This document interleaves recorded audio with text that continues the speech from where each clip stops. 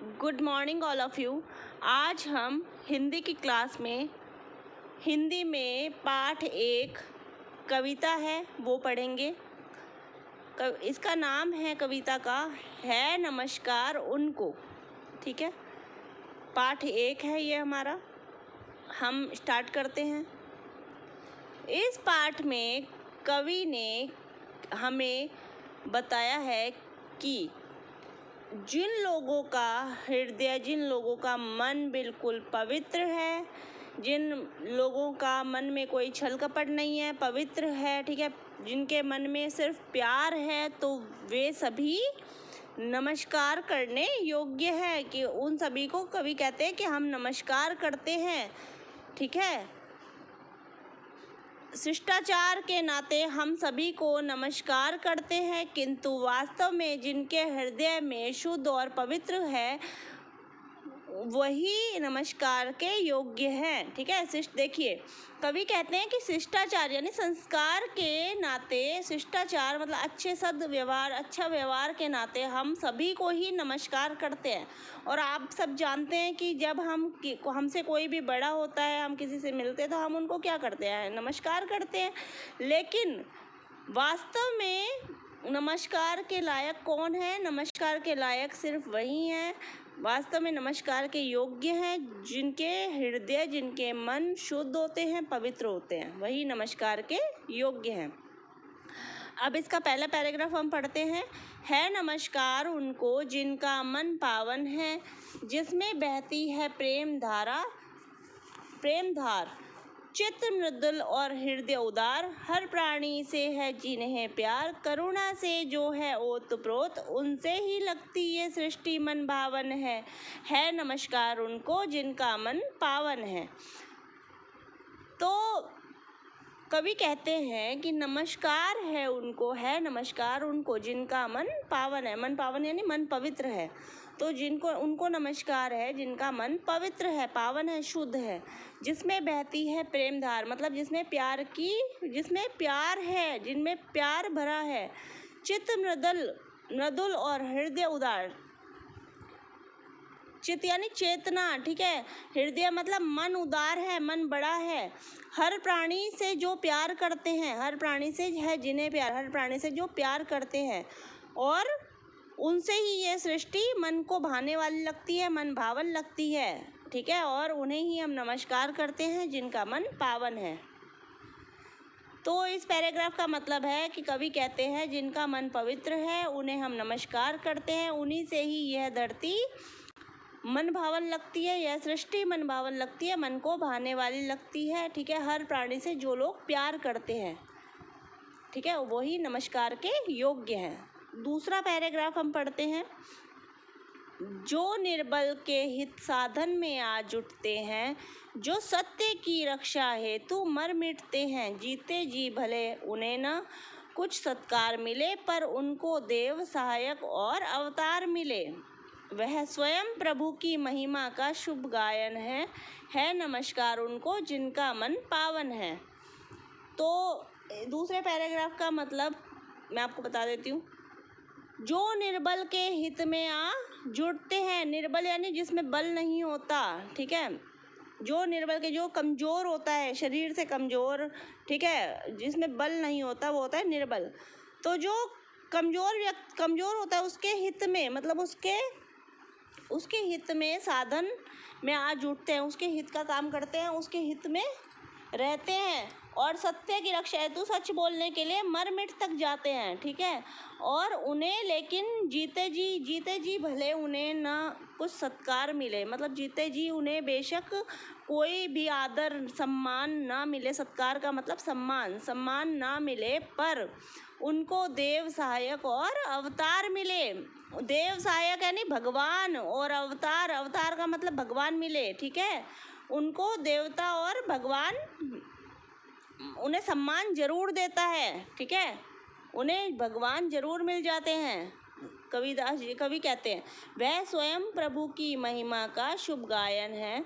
और जो लोग, जिनके मन में प्यार होता है, जो लोग आदर सत्कार करते हैं, जो लोग जिनका हृदय शुद्ध होता है, पवित्र होता है, तो वह खुद ही प्रभु की महिमा का शुभ गायन है। वह खुद ही प्रभु की महिमा है, खुद ही प्रभु है, भगवान है। और है नमस्कार उनको जिसका मन पावन है। तो मतलब उनको नमस्कार है जिनका मन एकदम शुद्ध है, पवित्र है।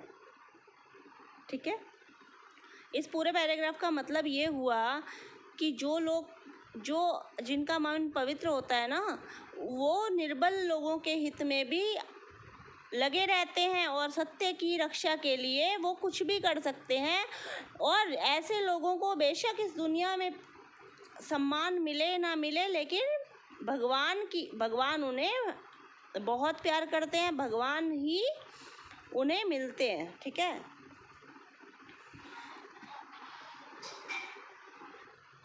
तीसरा पैराग्राफ है, छल कपट द्वेष पाखंड पाखंड से कोसों दूर रहे। छल का मतलब होता है धोखा, कपट का मतलब भी धोखा ही होता है, द्वेष का मतलब होता है बैर, और पाखंड का मतलब होता है ढोंग।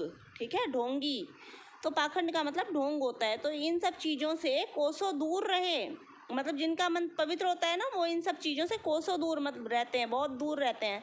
सद्भावना, शुभ और मैत्री से भरपूर रहे, जो हंसकर शत्रु को भी क्षमा करे, संसार के सुख साधन से जो न मोह करे, चाहे है भीतर जो आलोक उसे वह पा जाए, तीनों ही लोग तब सन्मुख उसके झुक जाए। मैं भी उनकी कृपा दृष्टि का अभिलाषी हूँ, दिखते साधारण वे पर वे सच्चे नरपराजन हैं। है नमस्कार उनको जिनका मन पावन है। तो छल कपट द्वेष पाखंड से कोसों दूर रहे, सद्भावना शुभ और मैत्री से भरपूर रहे। तो इसका मतलब है छल धोखा, ठीक है, कपट भी धोखा होता है, द्वेष बैर और पाखंड मतलब ढोंग से कोसों दूर रहते हैं। और अच्छी भावना, सद्भावना यानी अच्छी भावना, और मित्रता, जिनमें मित्रता रहती है, जिनके मन में मित्रता की रहती है, तो उससे ही वो लोग भरे हुए होते हैं, भरपूर होती है उन लोगों में। और जो शत्रु को, जो दुश्मन, अपने दुश्मन को भी, अपने शत्रु को भी बिल्कुल हंसकर माफ़ कर देते हैं। ठीक है, और जो अगर कोई उनका बुरा करता है तो भी वो किसी को कुछ नहीं कहते, और संसार के सुख साधन से भी मोह नहीं करते। संसार के जो सुख साधन हैं जितने भी, उनसे उन्हें कोई प्यार नहीं होता, कोई मोह नहीं होता। ठीक है, मतलब वो संसार के सुख साधन से कोई मोह नहीं करते। है भीतर जो आलोक उसे वह पा जाए, तीनों ही लोग तब सम्मुख उसके झुक जाए। कवि कहते हैं हमारी दुनिया में तीन ही लोग हैं। ठीक है, तीनों लोग ही उनके सामने झुक जाते हैं, उनका मन इतना पवित्र होता है। ठीक है, कि वो नमस्कार के योग्य होते हैं। सब तीनों लोग उनके सामने झुक जाते हैं। और मैं भी उनकी कृपा दृष्टि का अभिलाषी हूँ, दिखते साधारण वे नृपराजन हैं, सच्चे नृपराजन हैं। तो मैं भी उनकी कृपा और दृष्टि का अभिलाषी हूँ, अभिलाषी, ठीक है, हूँ। दिखते साधारण, दिखते तो साधारण से हैं वे लोग, पर सच्चे नृपराजन हैं, मतलब सच्चे ही राजा वही हैं। सच्चे राजा ऐसे ही लोग हैं जो बिल्कुल साधारण दिखते हैं, ठीक है, लेकिन उनका मन पवित्र है। तो कवि कहते हैं, है नमस्कार उनको जिनका मन पावन है। तो कवि कहते हैं कि नमस्कार के योग्य हैं वो लोग जिनका मन बिल्कुल पवित्र है। तो इस पैराग्राफ में क्या बताया है, इसमें ये बताया है कि जिनका मन पवित्र होता है वो बिल्कुल भी छल कपट बैर पाखंड ढोंग, ठीक है, इनसे दूर रहते हैं और हमेशा मित्र की तरह व्यवहार करते हैं, और हम अपने दुश्मन को भी माफ़ कर देते हैं। कोई उनका कितना भी बुरा करे लेकिन वो उसका बुरा नहीं करते, और उनको संसार के जो भी सुख साधन है उनसे कोई भी मोह नहीं होता। ठीक है, इसलिए तीनों लोग, संसार के जो तीनों लोग हैं वो भी उनके सामने झुक जाते हैं। और मैं भी उनकी ही चाहत रखता हूँ, अभिलाषी हूँ, अभिलाषा रखता हूँ। ठीक है, और वही असली राजा संसार के वही है, वही लोग संसार के असली राजा है, और वही लोग नमस्कार के योग्य हैं। ठीक है, तो इस कविता में कवि ने बताया है कि जिनका हृदय, जिनका मन पवित्र होता है तो वो असली नमस्कार के योग्य हैं और वो भगवान को भी वो लोग पा जाते हैं।